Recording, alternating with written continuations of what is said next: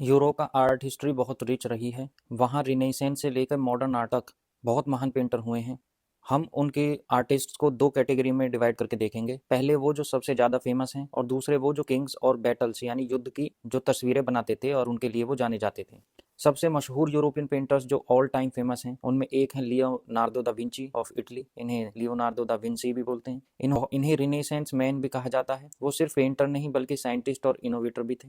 इनकी famous painting है Mona Lisa जो दुनिया की सबसे फेमस पेंटिंग है। एंड एक फेमस पेंटिंग है इनकी द लास्ट सपर, वो जीसस क्राइस्ट के आखिरी भोजन का चित्र है। इसके बाद विंसेंट वैन गॉफ हुए हैं नीदरलैंड्स के। अपनी यूनिक ब्रश स्ट्रोक्स और कलर्स के लिए ये जाने जाते हैं। इन्होंने अपनी जिंदगी में बहुत संघर्ष किया।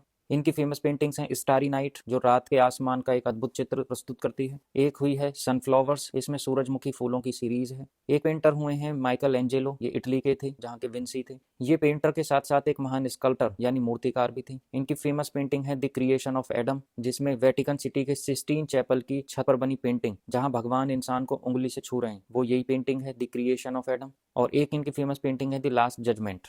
पैब्लो पिकासो स्पेन के एक बहुत फेमस आर्टिस्ट हुए हैं। इन्होंने क्यूबिज्म स्टाइल की शुरुआत की जिसमें चीज़ों को जियोमेट्रिक शेप्स में दिखाया जाता था। इनकी फेमस पेंटिंग है ग्वेर्निका जो वॉर यानी युद्ध की भयानकता को दिखाने वाली पेंटिंग है। और एक फेमस पेंटिंग है इनकी दी वीपिंग वुमन।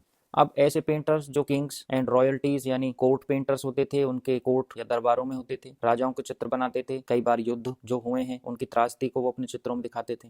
पुराने जमाने में राजा महाराजा अपने लिए स्पेशल पेंटर्स रखते थे जिन्हें कोर्ट पेंटर्स कहा जाता था। इनका काम राजाओं को शक्तिशाली दिखाना होता था। स्पेन के हुए हैं डिएगो वेलास्क्वेज, ये किंग फिलिप फोर्थ जो स्पेन के हुए हैं उनके कोर्ट में थे। इनकी फेमस पेंटिंग है लास मेनिनास। इसमें इन्होंने प्रिंसेस मार्गारीटा टेरेसा और उनकी दासियों को दिखाया है। ये आर्ट हिस्ट्री की सबसे कॉम्प्लेक्स पेंटिंग्स में से एक मानी जाती है। वेलास्क्वेज अपने पोर्ट्रेट्स में सच्चाई दिखाने के लिए मशहूर थे।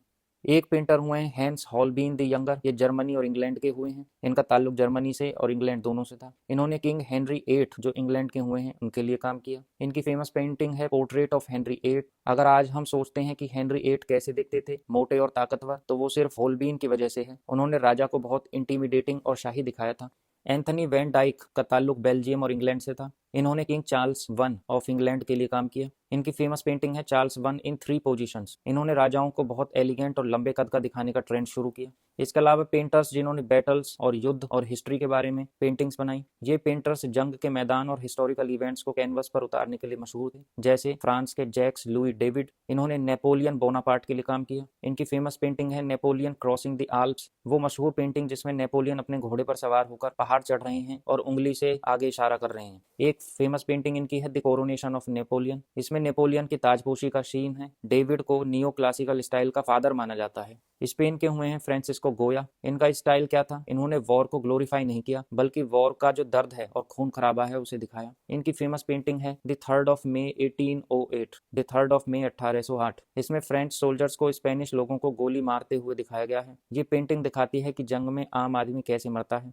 एक फ्रांस के हुए हैं यूजीन डेलाक्रॉय। इनका स्टाइल क्या था, इनकी पेंटिंग्स में इमोशन और एक्शन बहुत ज्यादा होता था। इनकी फेमस पेंटिंग है लिबर्टी लीडिंग द पीपल। ये पेंटिंग फ्रेंच रेवोल्यूशन को दर्शाती है जिसमें एक महिला लिबर्टी झंडा लेकर लोगों को लीड कर रही है। लोग सोचते हैं कि ये पेंटिंग फ्रेंच रेवोल्यूशन 1789 के बारे में है, लेकिन ये बाद में 19th सेंचुरी में हुई एक घटना से प्रेरित है।